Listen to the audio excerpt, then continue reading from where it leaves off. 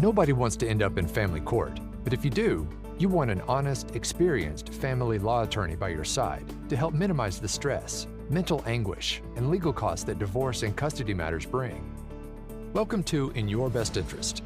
Texas divorce attorney and entrepreneur Justin Sisemore of the Sisemore Law Firm, entrepreneur Andrea Jones, freelance writer Mary Maloney, and guests share insight on what to expect and how to handle family law matters, the changing landscape of family law, and living the entrepreneur's life. Now, on to the show. Anyone who has gone through divorce will tell you, divorce is not for sissies. And this sentiment holds true for attorneys and their clients. In today's episode of In Your Best Interest, the panel will discuss the importance of maintaining composure, staying grounded, and following the golden rule when navigating each step of the divorce and child custody process. They will also share insight on surviving the ups and downs of divorce and finding the silver lining on the other side. Thanks for joining us for In Your Best Interest. I'm Mary Maloney, and today, attorney Justin Sisemore, entrepreneur Andrea Jones, and I will be talking lion's tails and divorce survival tactics. So, Justin, your inspiration for this podcast does start with a lion's tail. So, you want to kick us off with that story? Yeah, I've been listening to a lot of podcasts myself about self-growth. I make a habit of doing that. And a lot of what I listen to, things like Founders Podcast is a great example. I love to learn from people who've been there before us. You know, the histrionic people, and all those that can really inspire and educate you in a big way. So I also love to learn from entrepreneurs. I love to learn from people inside and outside of our business. And you know what you glean from a lot of that is, and a lot of the information and a lot of the people that are really inspiring is, you know, when you talk about a lion, what do you think about? You know, and I've heard the Joe Rogans of the world and some other people talk about you don't need to be a total pacifist. You don't need to let people walk on you and step on you, and you also don't need to assert your position about everything. When we talk about what is a lion, it is being able to channel and know that you have the ability to strike and attack, but being able to channel that energy and not just do it because you can. And, I think that's a very telling point for both the attorney and the client throughout the process. And I wanted to talk about that because every step that we've talked about builds on each other: the temporary orders, the discovery, the mediation, the trial, the four biggies that we've talked about before. They all build on each other. And so when you talk about the lion's tail and how that applies to divorce litigation and also to the client, what you're thinking about there is, yes, I may be able to, as a lawyer, go beat my chest like Tarzan in the temporary orders. I may be able to go get a certain result that feels very good in the beginning, but creates big wars in the end and in the middle. I may absolutely disrupt two parties' ability to co-parent, and I've got some nuggets that would allow me to do that as the attorney. And if it was about me as the attorney and not about the client, then I certainly would want to throw that out there, blow up the world, and just do the death march to every attorney I meet with. And there are a lot of attorneys out there, specifically in the last few years, that's been the case with. So what I talk to our team about internally is, listen, if the other side, the other attorney gets on the phone and they're starting to scream and yell, and they're getting all emotional about things, the old saying, is the real lion really just kind of walks down there and eats what he wants, right? That's kind of the idea there. Be quiet, be silent, be vigilant, be diligent, and don't fight back, and don't get into the emotional arena. That's just on the lawyer side, okay? It's also very true on the paralegal side. Paralegals talk a lot on the phone. They do a lot of the heavy lifting behind the scenes. And specifically at the temporary orders phase, when they're gathering information, the immediate jump is to want to go to the conclusion. Well, your client did this, or your client did this. And it's just a very, very easy tell for me if you're kind of looking at it like a poker hand. If somebody is hot and bothered about talking to you about getting a bank statement on the other side of your case, we're going to mop the floor with them 9 times out of 10. And the reason is because they're either stressed out in life, they're not organized, They've taken this case way too personally. There's a litany of reasons you would look at there. But the reason I talk about going back to the lion's tail is if you bury the ability to bite and the ability to eat when you need to and just know you can, that's really, I think, the evolution of what I hope our society starts to become. We've seen, the keyboard warrior transition in 2020, 21, and 22, the political structure, all those things. And it really has changed mindset, in my opinion. I think we're kind of it feels to me like we're rounding the corner on some of this. I think people are starting to be more assertive about their own wants and needs. And, obviously, if that goes on too long, then that turns into selfishness and all that other stuff. So it's about the balance. It's about taking your talents, understanding them, not asserting them on the other side, not projecting, not concluding, not stepping on another human. That's why I go back to that do right rule. And I think for listeners to understand or to be aware of, when you hire an attorney, that attorney has seen the other or has worked with the other attorneys many, many times. This might be your first time in court having a divorce or modification, but lawyers get hired in a certain county over and over again, and they have worked with each other. So you got to be very careful who you pick there, whether you pick somebody who already has that reputation of somebody that is not easy to work with, because then you run into exactly the examples Justin just shared. I think many are not aware of that. Attorneys know each other in a certain county. That's a great point too, because it's like, how do you go about choosing that attorney, getting referrals from friends, reading reviews and things like that, right, Justin? Yeah, and I think the personal one is important. Speaking from the client side, you should either meet with the attorney or talk to them on the phone, because you're gonna get a good idea in talking to the attorney what kind of personality is behind there. If you have a good conversation and you're always, of course, in charge asking questions, you can ask good questions and you see this. You might not understand the strategy, but I think you will get a good idea what kind of person you're talking to. Going back to what Justin said, this is more than just your court case. This is about the personality, how the law firm is actually run, how the first client is always the staff. How does the staff feel in the firm? Do they feel treated well? First client anywhere are your own employees. How is the staff treated? You get a good feel, I think, about who you're hiring or should be hiring. And Justin always says, talk to more than one person. You get a better feel for who is the right match for you. Yeah, Mary, to that point, I love that Andrea brought in the business touch, and that's really another thing in addition to her personal experiences of what she brings to the table for clients is that attorneys, when someone calls me and says, should my husband hire this person? We're trying to go through this together. We're trying to get along. Should my husband hire this person? I'm very hesitant to say anything, positively or negatively about who they should hire. And the reason for that is not because I don't want people and, other family lawyers to get referrals and get business. It's just a very personal connection. It's a very relational business. That's why it's hard to scale.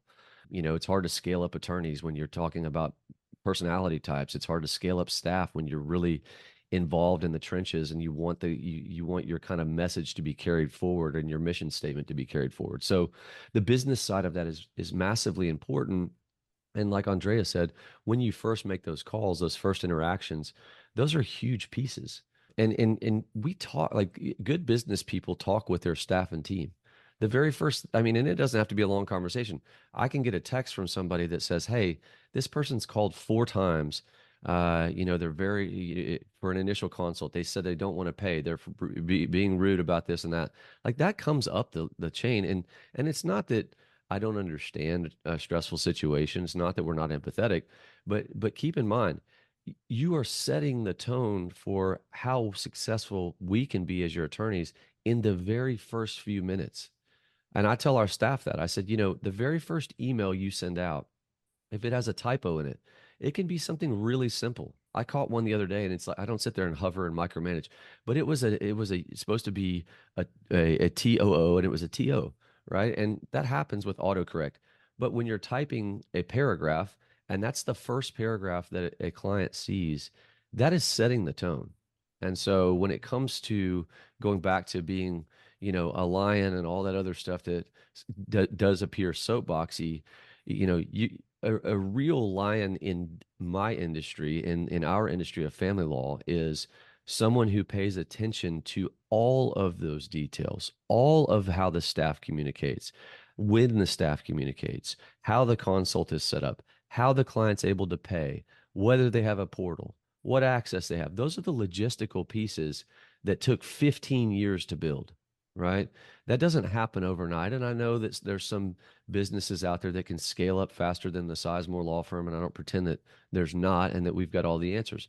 What I'm getting at is if you are a 1 or 2 man attorney shop, or you have, your office is spread out about amongst a bunch of counties and you're not actually involved in the day to day, in my opinion, that is a different type of an attorney that is looking at a different model. So the client needs to be aware of that. When they also call, similarly, if they call me and they go, "Well, Justin, I heard you say that if you're spread out, then and you're the person and you're involved." I don't do every single piece of the case. And so that's because I'm trying to be a lion in our industry, and that implies humility. That implies that I also understand that there are people in my firm that work underneath me or for me or with me that are better at certain things than I am.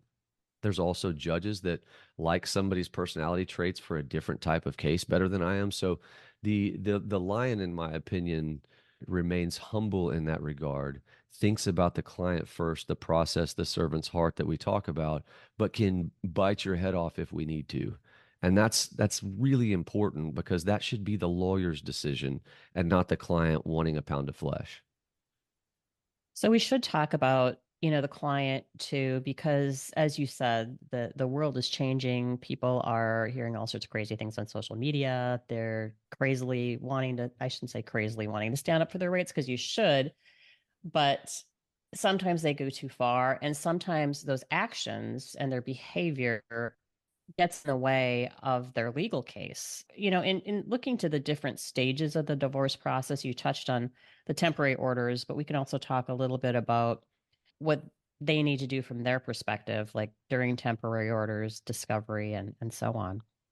I think when you're talking about the individual component, I try my best to project things that have worked well for myself and other people that we've worked with. By way of comparison in cases, I talk about what a successful client has looked like for our firm, so that it gives the client a perspective.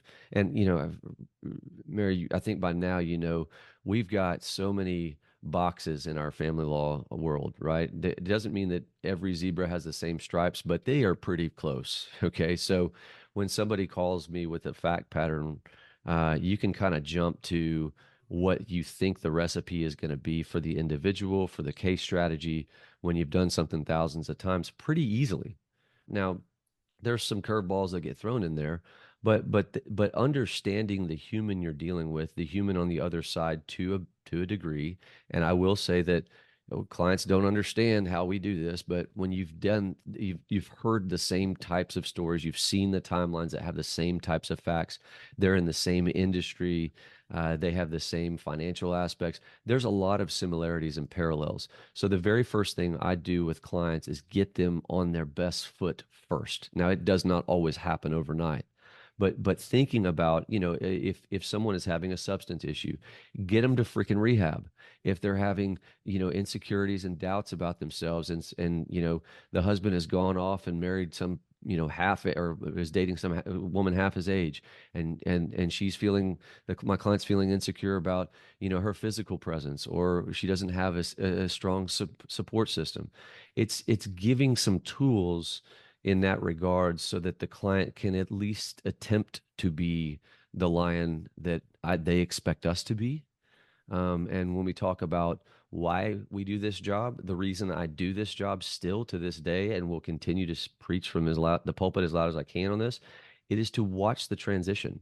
It is to see the change in humanity. It does not happen on every case. It may happen on 30% of the cases, if we're lucky, where people make some real deal changes. And so that's the piece of getting the client to the spiritual, the emotional, the physical. Those are pieces of what I think we should do as family lawyers, or counselors, if you will, and equip people with the ability to get over the hurdle that they're facing. I did a consult yesterday This lady had been married 40 years. And I've had a few of those recently, and it's weird because there's no divorce that's ever okay in my books, and they all have emotion with them. And the people that say, "Well, I'm just ready to be done. This doesn't bother me at all. Just get me out of here," they're gonna have moments where they break down. But that lady who literally was super, super kind, she had her head in the sand as much as probably any client I have seen in the history of consults and my career. Husband makes tens of millions of dollars and doing God knows what, has her very restricted on finances. She has lived that way for a long time, and allowed that to happen for a long time. Doesn't know even the first step about paying a bill or anything else. Now, some of you can shake your head and go, well, what an idiot. Why'd she let that happen? Well, the reality is that's why I never take people outside of the circumstance that they're in, and I never conclude and never speculate. I could go on for 30 minutes as to how she got in that position, but the reality is she's in it, and how do I fix it? Well, first we had to just get her simple things like understanding how to open a bank account, and understanding that, hey, instead of calling the office 30 times because you're confused about the computer situation and the portal and all this, let me help you with some directives, some information that's on our website, some information that's on our blogs, some emails. We're going to have people reach out to you. That's the hand-holding piece. And I think that lions in any industry are trying to get to a level of customer service that they're proud of, or they're at least trying to make sure they don't get the negative reviews at very minimum. I'm really trying to change humanity in a small dent in the space of the city that we're blessed to be in. And the way that we do that, it starts with our attitude towards the individual. A lot of people have been kicked, right? And certainly during a divorce, you feel like you're getting kicked while you're down. And it's critical that we maintain that mindset. So I know we wanted to kind of talk a little bit too specifically about the different phases of the divorce and maybe some issues, some things, some do's and don'ts not to do when you get your when you get riled up and just Yeah, I mean, I think it's funny because I really learn a lot about how to deal with a client or get through a case based on my own life experiences, based on my own experiences with my staff and team. When you talk about do's and don'ts, we're all going to have good and bad days. That's obvious. The ability to harness, and going back to that, lion mentality, the ability to harness a response and the ability to preserve your need to project and conclude and get the other person to understand and agree with you immediately is the game of divorce. It is, in my opinion, if you really want to know how the soup is made, it's made behind the scenes. It's made with patience. It's made with determination. It's just like a real estate deal. If I go into the buyer and I'm like, oh my gosh, I love your house. It's so beautiful. It's amazing. I don't know what the purchase price is yet. That's probably going to go up, right? But if you kind of just go, okay, well, this works. This fits a plan. Here's the plan.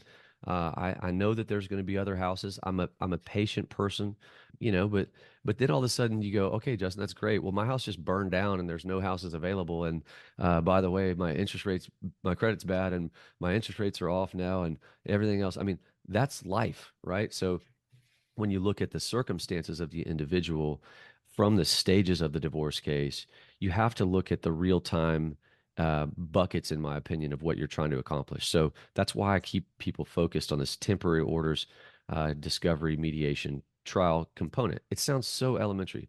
I wrote out, Andrea's seen it, probably a 30-page, this is how we do stuff in the firm. And I will tell you that I hope at least half of my staff reads it, but it is a go-to playbook of kind of the general, this is where we should be, this is about when we should be there, this is the steps in the process. And none of it's really rocket science. It all fits into the same buckets. But all of the key pieces of the individual and the personality and the handholding and the communication, that's the piece that the client should be working with the attorney on at those stages. So for example, she calls, she has 10 million questions. She wants to go straight to, the client from yesterday wants to go straight to result. And I'm like, with all due respect, you've been married 40 years. You have properties you don't even know where they are. There are bank accounts you don't even know that exist. You can't tell me what his income is. So we got to do a lot more heavy lifting, if you will, of getting that information together before we get to strategy conference. And in today's world, I heard a snippet the other day. They were talking about, I think they were talking about the Putin interview with Tucker Carlson, and they were talking about how he was going on for, days about the history of how this all came to being, and agree or disagree. The reality is we live in a world that is very snippet and get to the conclusion and jump to the conclusion and sometimes skip over the details. And if you're sitting in someone's lens like his or Tucker's or whoever else, they may be sitting there thinking, wait a minute, I want you to understand me first before we jump to the conclusion of where we're going. Well, I think that's massively important in family law. I want you to understand the evolution of how we got here, which is why I do the timeline, so that we understand the process of where we're going, the strategy, and then we compartmentalize at each step what we need. So going back to the temporary orders, if I would have let that client go into conclusion mode about, well, should we trade this house for that, before we have the T's crossed and I's dotted, inventory in place and discovery and those processes in place, the leverage point of the temporary orders, we're jumping to conclusions. She gets overwhelmed. It's not a good flow of the case, and we will do that probably 7 to 10 times throughout the course. The reset, remember, here's where we are, here's the checkpoints, here's the KPIs or key performance indicators. That's why I follow that process. And you have to follow the direction of your attorney, because again, I've been in a situation, it's easy to jump forward and think about stuff that in this phase is not important. It's hard to get into that mindset, but that's a good attorney or good staff will talk to you about that. And again, you don't get on their nerves, because good staff, and we train the staff to be like that. Yes, you might have heard the question a million times as a staff member, the same question a million times. But guess what? For the client, this is the first time ever they asked this question. And we talk to the staff about this over and over and over again, not to get irritated or snippy or frustrated that they ask you the same question. This is a once in a lifetime event for many, and they will have a lot of questions. So patience, explaining, good explanation will help the client to get through that. And again, you as a client have to make sure you have that relationship with the paralegal and with the attorney, and talk to them about the questions you have. Don't make assumptions, ask questions. They will lay it all out. We have good processes in place. And then it makes, once you understand, I think that was the biggest thing for me going through divorce. Once you understand really how the process works and what happens at which stage and why there are potentially gaps in between, like, why can we do this now? Why can't I get this and that done? Because it's a process, and there might be 3 weeks, 5 weeks, 2 months of nothing happening, but you're in a good place. You just got to be patient. So ask the questions, let them explain the process, have a timeline for yourself, understanding, and it makes it much easier. Well, and to that point, Andrea has been a part of many, many, many meetings with the staff, right? People are creatures of habits. Clients are creatures of habit. Our team members are creatures of habit.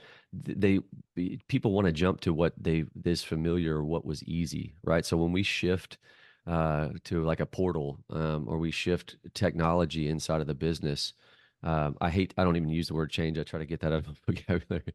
We call it pivot points or whatever software, but change I'm trying to throw away. Whenever you do that, and make any kind of substantive addition that is going to be value add, you still got in your internal components of your staff going backwards, right?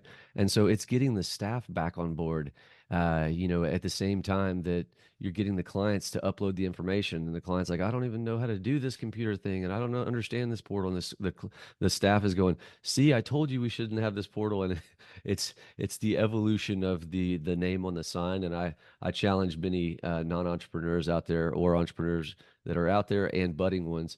It ain't always cupcakes and butterflies to have the name on the sign. You get kicked in 1,000 different directions. You take it all on the chin.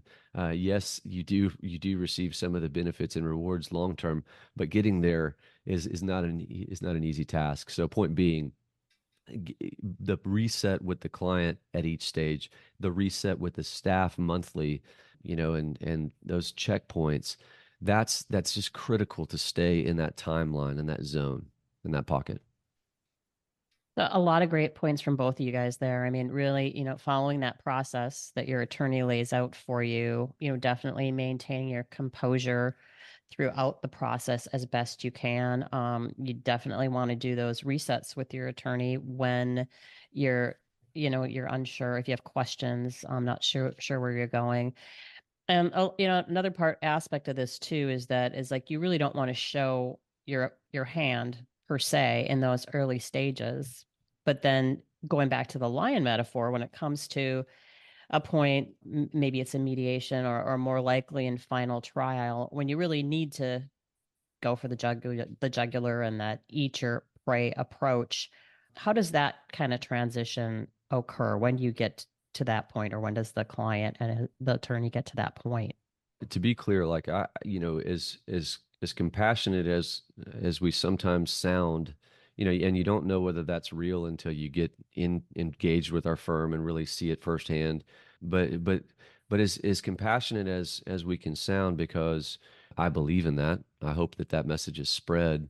I also deal with people in a very direct way when it comes to a client's deal making. What I mean by that is, I used to just pack my stuff and just run out of the mediation room, and that was kind of well, Justin's just a jerk. He's not going to listen. And when he doesn't get his way, he's going to run out of there. And there was probably some truth to that. But now, when you talk about a lion's mentality, I believe that every good entrepreneur, every good business person, when they get to a level of achieving, the goals that they want to in their business, it's not arrogance, but you should be confident. And confidence is not something that you have to speak and preach about, that you're confident. I am confident. I'm a good person. Those people aren't confident. The people that are confident are the ones that go, hey, this is how it's going to be. This is the way we've done it thousands of times. We're not going to change the process because you think we should for this one off and whatever. And then when you get to the trial phase, or the temporary orders phase, when I have had probably 10 to 20 hearings in the last or trials within the last year or so where somebody comes in on the other side, either the client or the lawyer starts going bananas, and I just kind of do that smile. Let's go in there and get after it. Okay. And I do that not out of arrogance, but I know to a relative degree of certainty the ball in the strike zone. I know to a relative degree of certainty if my client is going to present well. I know to a relative degree of certainty how prepared they are, how nervous they are, how organized they are. I know that there's some things that we withheld that we didn't share because we didn't expose our whole hand to the other side. And I also know if they're doing the right thing and the other side is not, and they get arrogant or they get on their high horse. I don't say I know the result, but I can tell you pretty darn close what's going to happen. And let me be very clear: as kind as I can be to a client or to opposing side, and as compassionate as I can be, as much as I want people to co-parent and work together, when you are on the other side of me, there's still that in my DNA. My parents are both the same way. You get to a point where sometimes you're gonna let them know, right? And that's not to boast, but it is the high point of my career when somebody goes in and they're rude, they're arrogant. My client's doing everything we've asked them to do, and the other side continues to make it, either the lawyer or the client continues to make it a tough event for them, a tough life for them. And I get those calls from a client. Well, what do I do? Just be patient. Just trust me on this one. And then we go in there and show, right? When I'm in the show, that's the Super Bowl. You walk in that arena, there ain't no more deals, right? By the time I'm prepped and ready to roll, with the limited exception of coming back with more and all of the preparation and fees, by the time we get to D-Day, it is go zone. And I have sat down, I think this was about a year ago, sat down and had the attorney come up. We made a very, very reasonable offer, made follow-up offers, no response, no response, no response. They hired another co-counsel in that case. They came up to me at the courthouse. They're like, the judge is going to grant the continuance. It was, by the way, that was their backyard in their thought process. And it was, I won't mention the county because it narrows it down too much, but it was their backyard. Came in there and they said the judge is going to grant a continuance to this. I said, I don't know. I'm not clairvoyant, or I'd be on a yacht. So let's just see. Judge said no, not grant a continuance. Sit down, set up. We were ready to roll. Separate property, $2 million claim. We offered $1 million because there's a little bit of discrepancy on how the company that owned the house and when that came to fruition, what the stock ownership was and all that. And literally they said, okay, we'll take the deal. I said, nope, nope, we are ready to go. There was a lot of arrogance from the attorney, a lot of rude back and forth, made my client really spend some money, really suffer through the process.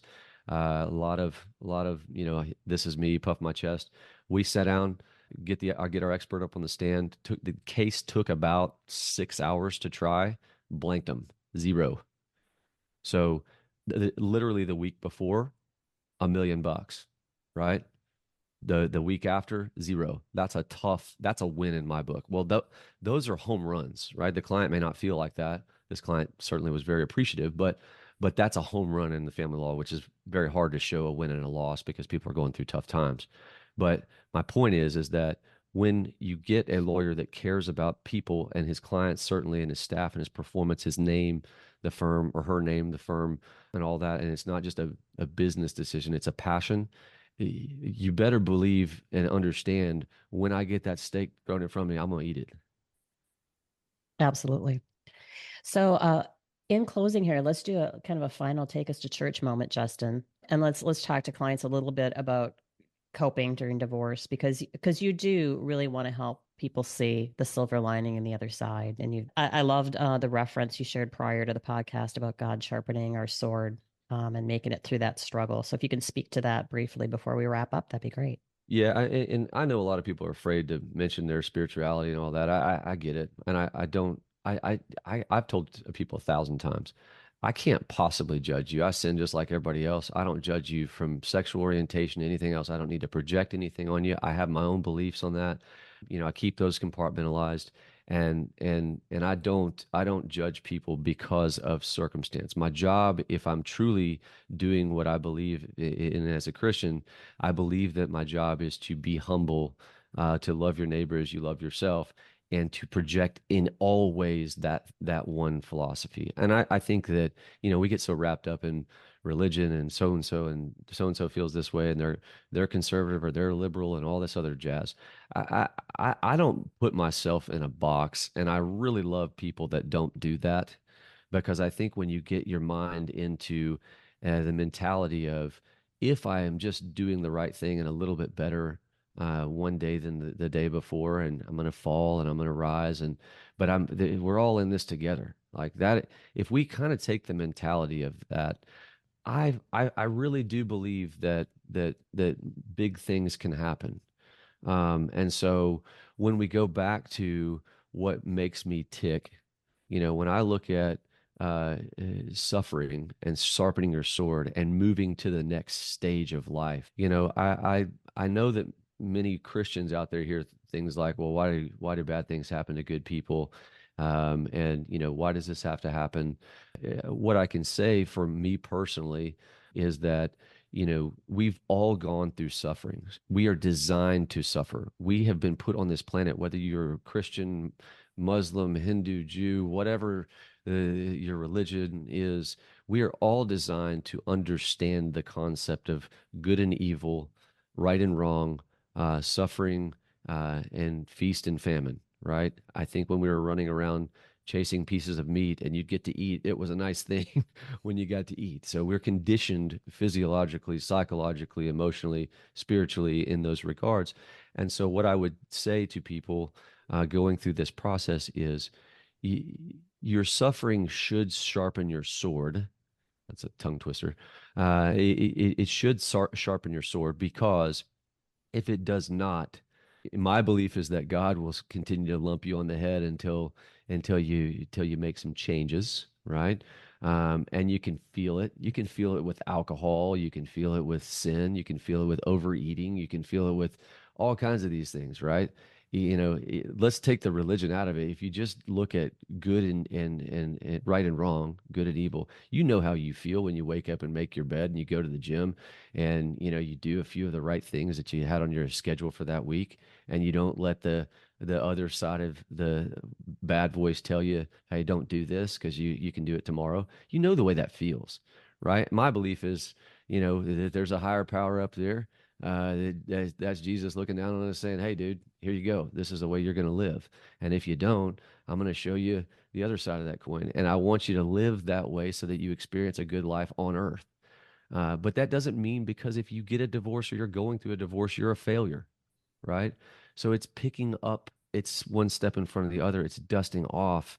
It's saying, hey, there is light. I've seen people do complete 180s. I'm talking 10 a year, at least, complete 180s of humanity. Alcohol, drugs, physical violence, how they were raised, narcissism, love. And so when you compartmentalize somebody because they go to a psychologist and they tell you, hey, this person can't be this, there's some truth to some of that. And I'm sure that there's somebody way smarter than me that's, been reading a lot of books about that can tell you that there's no way they can change. But there's also somebody that wrote a book that's been around for a long time, maybe 2,000 some odd years, that has some ideas in it too, that seemingly hold true. And so I don't believe in compartmentalizing. I don't believe the client is less than. I don't believe because they have a lot of money that they're going to be a great client. I don't believe that because they're broke, they're going to be a bad client or good or bad person. That's just concluding and speculating. And again, I'm going to keep saying that till this podcast dies. Do not come to my office and conclude and speculate. That's why we have facts. That's why we have timelines. That's why we have process. That's why we talk about lions, and I guess you can say sheep. And tigers and bears, if you like. And tigers and bears. All right, guys. Well, I think that's a great place to wrap up. Any other thoughts before we take off for the day? No, I think we're good. Just give us a call. We can go through this, and these podcasts are designed to help you. They're not always specific to what your issues are, but we get down into the specifics in the consults. We'll certainly work through issues with you, and I just hope you feel the energy, because the energy is the piece that makes this whole business worth my time and energy. Absolutely. So if you would like to talk to Justin, contact the Sisemore Law Firm. You can call him at 817-336-4444 or visit lawyerdfw.com. We also invite you to follow the podcast and share it with friends who might find it helpful. Thanks for listening in, and have a great day. Thank you for listening to In Your Best Interest with Texas divorce attorney and entrepreneur Justin Sisemore. The content presented here is provided for information only and should not be construed as legal, tax, or financial advice. Click the follow button to be notified when new episodes become available.